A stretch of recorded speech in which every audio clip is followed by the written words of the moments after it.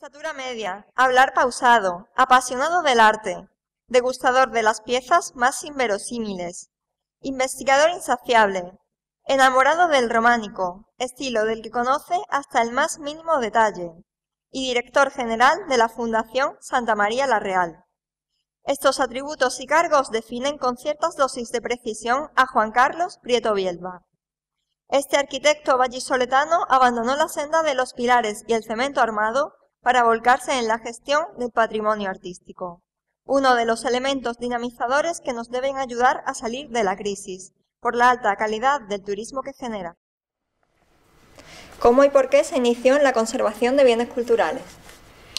Bueno, yo creo que eso es una pregunta importantísima en estos tiempos, ¿no? Yo creo que los bienes culturales y en general todo el patrimonio es una herencia recibida, ¿no? Y por tanto yo creo que somos herederos y como herederos pues tenemos que preocuparnos por su conservación, ¿no? Y sobre todo porque somos herederos, pero detrás de nosotros van a venir otros herederos y debemos de transmitir esa herencia en las mejores condiciones, ¿no? Y agregarle todo el valor que podamos, ¿no? Yo creo que esa es nuestra obligación, pero además si nos dedicamos a este oficio, ¿no? con cierta responsabilidad, no solamente es nuestra obligación, sino que además es una gran oportunidad, ¿no? De transformar todos estos bienes culturales en elementos que nos sirvan para generar desarrollo, para generar empleo, y en estos momentos yo creo que es un concepto que es muy útil, ¿no? Para los tiempos en los que estamos asistiendo, ¿no? ¿Cuál ha sido su experiencia en el Centro de Estudios del Románico? Ha sido una experiencia extraordinaria, ¿no? Porque yo empecé a trabajar en el Centro de Estudios del Románico en el año 90, cuando todavía era estudiante de arquitectura, ¿no? Y como estudiante pues me encontré en un sitio de fascinación donde pasé de lo académico a lo práctico y donde pasé de los estudios y los proyectos que se archivaban en estanterías de los departamentos, ¿no? A hacer proyectos de verdad, cosas con muchachos que trabajaban en la escuela taller, con los vecinos, con los párrocos, con iglesias de verdad, en el monasterio Santa María la Real, ¿no? Y entonces pues ha sido una experiencia pues que me parece extraordinaria, ¿no? Y que me encantaría, ¿no? Que todos los muchachos y estudiantes en este momento tuvieran esas oportunidades, o que se creyeran que tienen esa oportunidad y lo desarrollaran de verdad, ¿no? ¿Cómo comienza su vinculación con la Fundación Santa María la Real? Bueno, pues yo era estudiante de arquitectura, estaba en cuarto de carrera y la verdad es que me ofrecieron trabajar como monitor en una escuela taller y no lo dudé mucho. Tenía muchísimas ganas de ponerme a trabajar en algo práctico. Esto era el año 90. En el año 94, después de unos años trabajando en el Centro de Estudio Románico, pues bueno, pensamos que la mejor fórmula para la gestión de nuestra organización, que era una asociación cultural, ¿no? El Centro de Estudio Románico, era una buena oportunidad de transformar esta asociación cultural en una fundación, y tuve la fortuna de participar como director de esta organización ya en este proceso, y ha sido extraordinario porque pasamos de una organización pues de carácter cultural, ¿no? A una organización que basa sus objetivos en la gestión, ¿no? Se fue capaz de introducir en los órganos del gobierno de nuestra organización no solamente personas especialistas en temas culturales, ¿no? O de patrimonio, sino en temas de gestión, de marketing, de finanzas, etcétera, etcétera, ¿no? De tal manera que se ha sido capaz en Santa María la Real de generar una organización que no es su objeto o su misión la conservación del patrimonio, ¿no? Sino que nosotros lo que estamos persiguiendo es generar desarrollo en base a esa conservación, ¿no? Pensar que lo más importante no es solamente el patrimonio, sino lo importante son las personas que viven alrededor y que se deben de beneficiar de este patrimonio, ¿no? Y en esta base pues hemos estado trabajando estos años y me he sentido muy afortunado, la verdad. ¿En qué consistió su participación en el programa de Escuelas Taller? Pues empecé como un monitor de delineación. Era estudiante, como decía, de arquitectura de cuarto curso, y entonces me encontré con un taller en el que había 15 chavales, pues entre 18, 16, 18 años hasta 24, 25, que provenían todos de una zona pues con muchos problemas, ¿no? Muchos problemas de desempleo, muchos problemas de quiebra social, ¿no? Con problemas para estudiar, ¿no? Y que eran muchachos que, bueno, pues tuvieron la oportunidad de empezar a trabajar en la escuela taller, dibujando cosas. Muchos de ellos no habían cogido un lapicero jamás, ¿no?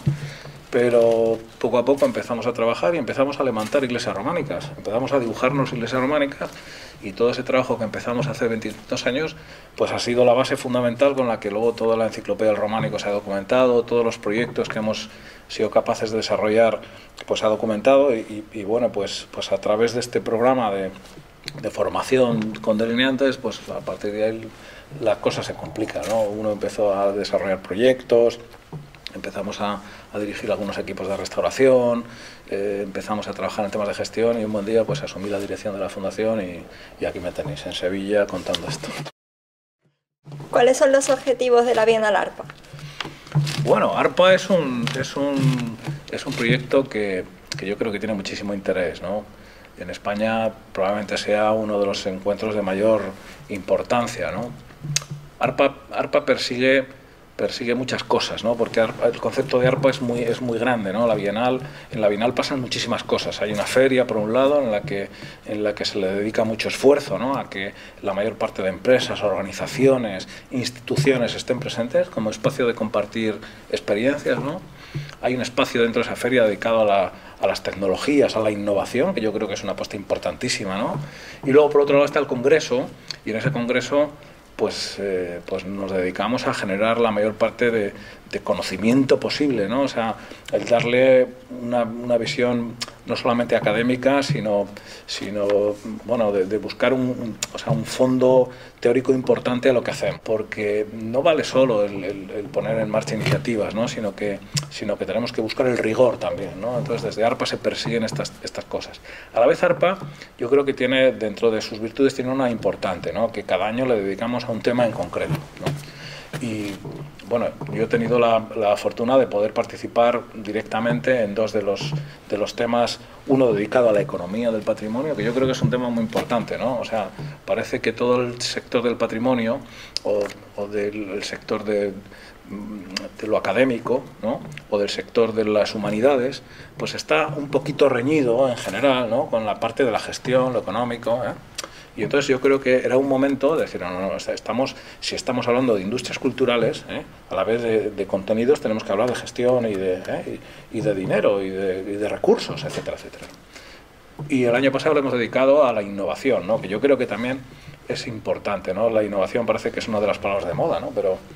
Pero yo creo que era muy importante también hablar de estas cosas, ¿no? De cómo o la innovación entra en nuestro discurso o estamos perdidos, ¿no?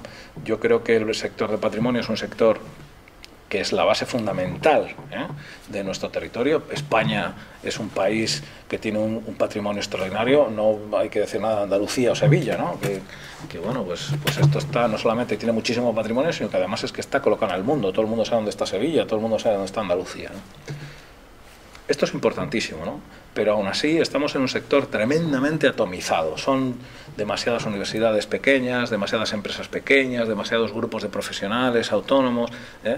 Bueno, yo creo que necesitamos en todos los eslabones de la cadena de valor de nuestro sector, y cuando hablo de eslabones, pues estamos hablando de gente que se dedica a hacer estudios previos, investigaciones, gente que se dedica a redactar proyectos de intervención, gente que se dedica a restaurar, a intervenir, a ejecutar, gente que se dedica a comunicar, gente que se dedica a poner en valor. Todos estos pequeños eslabones de esta cadena tenemos que trabajar mucho más unidos, generar organizaciones, empresas, actividades con mucho más valor, ¿no? Y entonces la innovación no se trata solo de hacer desarrollo tecnológico, sino en nuestro sector, en patrimonio, en este momento es imprescindible que hagamos innovación en la gestión. Y yo creo que ARPA, pues lo que está en todos estos años es contribuyendo un poco a esta labor.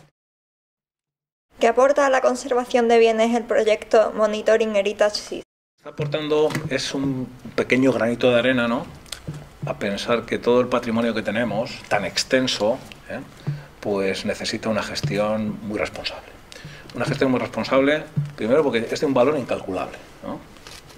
Volviendo a este discurso de que somos herederos, ¿no? de unos bienes que tenemos que mantener en su máximo esplendor, ¿no? O sea, estamos obligados, ¿no? Y lo que ocurre es que tenemos tanto patrimonio que es imposible estar pendiente constantemente de todos los bienes muebles o inmuebles que tenemos, de todos los bienes culturales. Es imposible, ¿no? Por tanto, lo que nosotros hemos hecho es una apuesta por las nuevas tecnologías para ser capaces de, a través de pequeñas herramientas, ser capaces de controlar el estado de conservación. ¿Y qué controlamos? pues las cosas que son más sensibles a esta conservación, las cuestiones ambientales, las cuestiones estructurales, las cuestiones de seguridad, sus consumos energéticos, cómo se relacionan los bienes culturales con las visitas, con el turismo, con su uso en definitiva.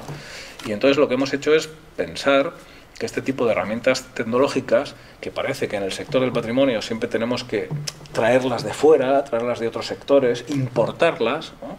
O de otros sectores o de otros países, ¿no? Parece que tiene que venir alguien de fuera, pues ¿por qué no ser nosotros los protagonistas de esto? Es decir, no, nosotros vamos a ser los que vamos a desarrollar esta tecnología y la vamos a desarrollar y la vamos a vender entre nuestro sector y ojalá seamos capaces de exportarla, ¿no? ¿Cómo intervino en la creación de Santa María la Real Chile?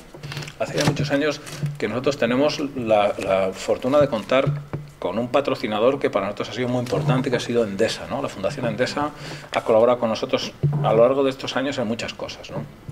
Fundamentalmente en programas de iluminación de edificios, ¿no? De edificios románicos. Incluso en este momento hay un programa en la televisión que es una serie de programas que hemos producido, que es Luz y Misterio de las Catedrales, que nos está financiando la Fundación Endesa.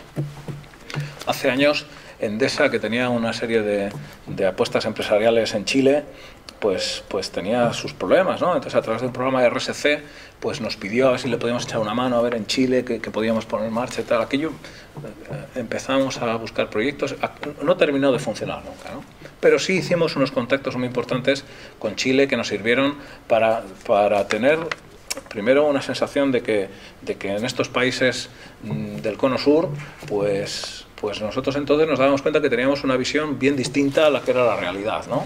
Pensábamos que el nivel de desarrollo que tenían estos países no era el que realmente tenían, ¿no? Y el patrimonio que tenían pues es extraordinario además, ¿no? Entonces, a través de estos contactos, sobre todo con profesores universitarios de distintas facultades, pues fuimos poniendo en marcha distintos convenios, de tal manera que nosotros nos traíamos a Santa María la Real alumnos, sobre todo estudiantes de arquitectura, que una vez que acababan sus estudios, pues volvían a Chile y empezaban a desarrollar proyectos y tal. Todo esto se fue enredando. Terminamos teniendo relación con el propio gobierno de Chile, con la Dirección de Patrimonio, y entonces nos vimos ya en la tesitura de decir, bueno, si queremos trabajar de verdad en este país, porque nos están demandando, pues tenemos que buscarnos una fórmula de gestión. Entonces, lo que hicimos fue, pues a través de unos socios chilenos que eran colaboradores que habíamos tenido en distintas universidades, pues lo que hemos hecho ha sido montar una empresa, y llevamos ya pues 3 o 4 años trabajando con Santa María Real Chile, y tenemos 2 proyectos que son muy bonitos, ¿no? Sobre todo hay un proyecto en Valdivia, el sur de Chile, que es una bahía que tiene, bueno, es uno de estos sitios fantásticos, ¿no?, que hay en el mundo. Es una bahía donde el Reino de España, en la época de la colonia, pues levantó pues una serie de fortificaciones para proteger toda la costa sur de Chile. Toda esa costa se protegía, o sea, se diseñaba para proteger lo que era el virreinato, o sea, lo que era Perú, que es donde estaban realmente las mayores riquezas de España, ¿no? Entonces, toda la costa de Chile está plagada de algunos de estos elementos fortificados de protección, y bueno, pues estamos trabajando desde hace 2 años en este proyecto. Estamos con otro proyecto en el norte, en Calama, es un proyecto cultural también, bueno.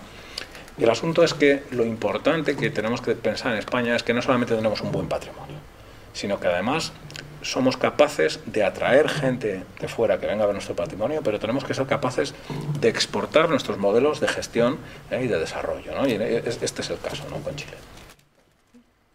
¿En los momentos actuales el arte puede ayudar a salir de la crisis? Esto nos lo tenemos que creer, ¿no? O sea, decimos que el patrimonio puede ser una alternativa de desarrollo, ¿no? Y yo creo que no puede ser, es que de hecho lo es. O sea, no es una alternativa ni tan siquiera, es una realidad. El patrimonio en España es una realidad.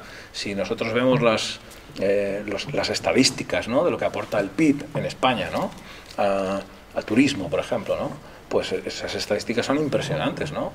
Y dentro del turismo, de todo el turismo que viene a España, pues hay un 15% aproximadamente que viene a visitar patrimonio, ¿no? Entonces, estos son cifras de verdad, estos son reales, o sea, no es que pueda ayudar a salir de aquí, es que está ayudando, es que está contribuyendo con un porcentaje extraordinario del PIB en España, ¿no? hay un problema, que hay un gap enorme, hay un salto terrible entre lo que se ingresa en España por la explotación del patrimonio y lo que se dedica a la conservación, lo que se dedica a la gestión. O sea, si fuéramos capaces de igualar un poco, o sea, en este sentido el patrimonio es muy, muy rentable en España, porque aporta mucho más recursos de los que realmente luego el Estado invierte en esto. O sea, si fuéramos capaces de invertir un poquito más en esto, sería muchísimo más rentable, ¿no? Cuando hablábamos de ARPA, ¿no? Precisamente esto se estudió perfectamente en el Congreso aquel sobre economía del patrimonio. Es que el patrimonio es muy rentable, o sea, muy, muy rentable. Es una mina de oro el patrimonio. ¿Los estudios de historia del arte están en crisis? Bueno, yo creo que está en crisis un poco el modelo universitario, ¿no? En general, ¿no? Yo creo que el paradigma del modelo universitario, ¿no? en el que el muchacho se levanta y se coge la carpeta y se va a clase y se toma el café con los compañeros y estudia un rato en casa. Bueno, yo creo que esto se agota, ¿no? Yo creo que hay que tener una visión mucho más global, ¿no? El mundo no acaba en la ciudad donde uno vive, ¿no? La formación pues puede ser mucho más global, ¿no? Y por tanto, pues el estudio en historia del arte desde una perspectiva muy local, pues yo creo que ese modelo se ha quebrado hace tiempo, ¿no? Ha quebrado hace tiempo. Y hoy estamos aquí en la Facultad de Bellas Artes, ¿no? Y yo creo que estamos en un sitio donde estas cosas se deben decir, ¿no? O sea, yo creo que un alumno de Bellas Artes pues tiene que estar mirando mucho más allá de Sevilla, ¿no? Tiene que estar mirando más allá de Andalucía, o sea, tiene que estar mirando el mundo. O sea, estamos en un mundo global, por tanto, si hay una institución que tiene que ser global es la universidad, ¿no? Y por tanto, no solamente la historia del arte, sino en general cualquier disciplina pues tiene que tener un cambio de modelo, seguro, seguro. ¿Cuáles son las salidas profesionales para los formados en arte? Pues son muchas salidas. Yo creo que son muchísimas salidas las que hay. Mira, el arte en sí mismo es una disciplina, el estudio, ¿no? el profundizar en cuestiones artísticas, ¿no? Pues yo creo que es una salida directa, ¿no? Es verdad que no hay muchas para esto, ¿no? Pero yo creo que los estudiantes de arte, en general los estudiantes de humanidades, pues pueden tener muchísimas ventajas respecto de otro tipo de estudiantes, ¿no? ¿Por qué? Pues porque yo creo que tienen una mentalidad muchísimo más abierta, ¿no? Yo creo que la cultura pues es importante, ¿no? Asistíamos, yo creo que el otro día en los Goya, ¿no? Decía, bueno, el conocimiento da libertad, ¿no? Es más libre el que más sabe, el que más conoce. Bueno, pues lo que te da ese conocimiento es la cultura, ¿no? Estas humanidades, ¿no? Entonces, pues yo creo que es una grandeza enorme, ¿no? Sí es cierto, desde mi punto de vista, que las facultades de humanidades en general no son especialmente exigentes. Yo creo que el hándicap está en que quizás en otras disciplinas es mucho más exigente, no solamente con los conocimientos, sino con el compromiso que se exige a los alumnos, ¿no? Y en ese sentido, nosotros trabajamos con mucha gente, ¿no? de arte o de historia del arte, tal. Y entonces, en general, no son alumnos especialmente entrenados para ese tipo de exigencias. Lo digo aquí en la Facultad de Bellas Artes, no sé si es una cosa políticamente correcta, pero me parece que el alumno debería autoexigirse un poquito más, ¿no? Un poquito más. ¿Cuál ha sido la obra de arte que más le ha costado restaurar? Las obras de arte, la dificultad para restaurar no está en la parte técnica. Afortunadamente, en la Fundación Santa María Real y en general, ¿no? En España hay unos técnicos extraordinarios, ¿no? Lo más difícil, desde mi punto de vista, es la parte de gestión, ¿no? En España, toda esta parte de obras de arte, propietarios, administraciones, todo este tipo de cosas es bastante complejo, ¿no? En general nosotros nos dedicamos a restaurar iglesias románicas que son propiedad de la iglesia, pero la competencia es de la comunidad autónoma, pero luego eso está en un pueblo que tiene un alcalde y un párroco y unos vecinos y no sé qué, Lo más difícil para nosotros siempre es esa parte de gestión, ¿no? De concitar esfuerzos, ¿no? para que luego los proyectos acaben bien, porque desde el punto de vista técnico pues hay muy buenos arquitectos, hay muy buenos restauradores, y que yo creo que garantizan perfectamente que los proyectos se restauren. Para terminar, ¿cuáles son sus proyectos de futuro? Bueno, pues mira, los proyectos de futuro es seguir trabajando en esto, ¿no? Ojalá seamos capaces de seguir trabajando en esto, que es en lo que nos apasiona, ¿no? Estamos trabajando muchísimo en este proyecto, ¿no? Al que tú me aludías los proyectos de monitorización, ¿no? Yo creo que estamos en un momento en el que no hay grandes presupuestos, ¿no? Y por tanto no se pueden acometer muchísimas intervenciones y muchas inversiones. Por tanto, estamos obligados a que todo el trabajo que hemos hecho en todos estos últimos años los tengamos con mucho cuidado, ¿no? O sea, desarrollemos herramientas que nos ayuden a controlar el estado de conservación, ¿eh? Y para saber cómo estos edificios o estos monumentos, estas obras de arte se van conservando. Para el momento en el que haya un poquito de recuperación y vuelva a haber un poquito de presupuesto, seamos capaces de haber discernido muy bien cuáles son las prioridades y cuáles son los edificios, cuáles son por dónde hay que acometer. Ese es uno de los proyectos en los que nosotros estamos trabajando inmediatamente, ¿no? Otro proyecto en el que estamos trabajando es precisamente estas cuestiones de formación universitaria, ¿no? Estamos trabajando en el desarrollo de algunos másteres de gestión de patrimonio, poniendo de acuerdo a distintas facultades, ¿no? De distintas disciplinas, ¿no? Y de distintas universidades incluso. Ahora estamos trabajando en un máster de gestión de patrimonio entre la Universidad de Valladolid, León y Burgos, con las facultades de Bellas Artes, de Historia del Arte, de Arquitectura, de Empresariales, etcétera. Estamos trabajando en un proyecto de gestión en el que no se trata de hacer un máster o un curso propio en el que los muchachos vayan a una serie de clases y al final hagan un proyecto a fin de máster, sino que los muchachos desde el minuto cero van a tener un proyecto, porque vamos a hacer estos cursos en relación con veintitantas organizaciones o empresas del sector que van a aportar temas de trabajo y se van a incorporar los muchachos desde el minuto cero en estas organizaciones, ¿no? Y luego además queremos transformar todos estos cursos y estos máster en programas virtuales, de tal manera que seamos capaces de vender luego esto pues al exterior, ¿no? Y en un tercer nivel de cosas, pues lo que estamos trabajando muchísimo es en exportar estos modelos, ¿no? Estamos con proyectos fuera de España, hemos trabajado bastante, ¿no? Yo creo que tenemos bastante capacidad de exportar estos modelos, ¿no? En Chile estamos trabajando y seguramente en unos años, pues, bueno, lo que pretendemos estar en algún país más, ¿no? Así que, bueno, yo creo que vamos a estar entretenidos y ojalá pues podamos seguir contando esto. Mucha suerte, todo. Muchas gracias.